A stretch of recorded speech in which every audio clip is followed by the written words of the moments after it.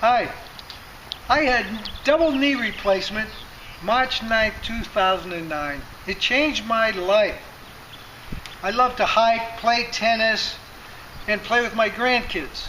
But with my old knees, I couldn't do those things. So I finally had surgery, and I was very successful, and I'd like to share some of that with you. The first thing I wanted to show you was how I struggled to get out of this car before the surgery. And my granddaughter would have to wait for me.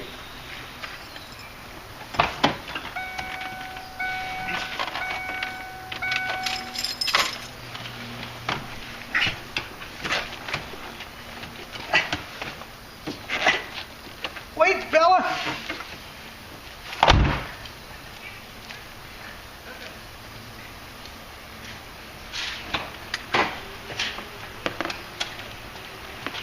Now, after knee surgery, my wife doesn't have to wait for me that long on my granddaughter. I can get out of the car.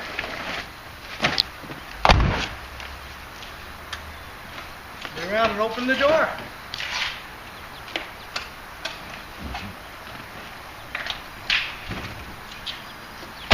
I have 5 reasons why I think that my knee surgery was very successful. And the first thing is, before surgery, I researched and looked up exercises to do to strengthen my knees to prepare them for surgery. I think that's very important. The second most important thing, I think, is to find the right doctor. And to find a doctor that had experience replacing knees, talk to people, talk to physical therapists. The physical therapists are the people who worked with people after knee replacement. It's very important. They know who the good doctors are. So find the right doctor to do the surgery. Makes a big difference. I think icing is a major part of keeping the swelling down and keeping the damage from the operation on your other parts around the knee to a minimum.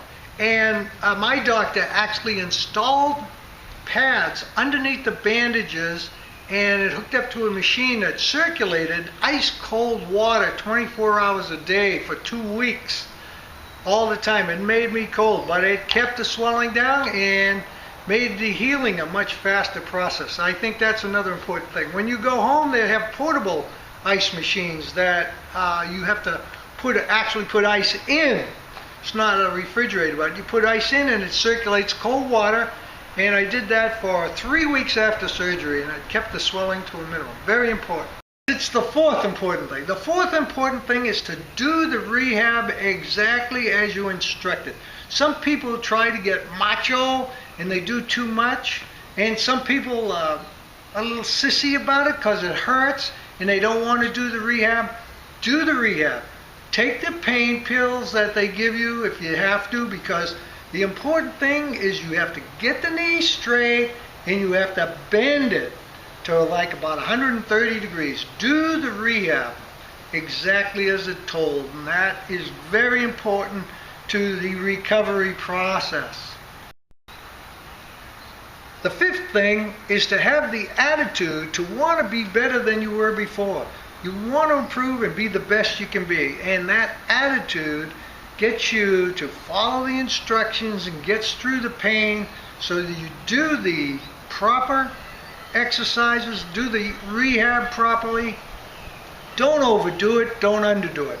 Do exactly as you're told by the physical therapist and the doctor. And have that attitude that I am going to play football with my grandson again, for instance. I'm going to get back and play tennis. I'm going to do the things that I like to do.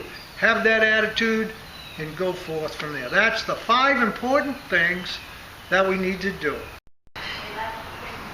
Before, it was very painful to go down the stairs.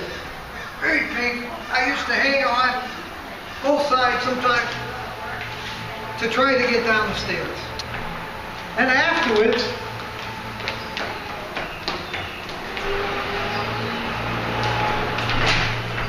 I'm going to fall down.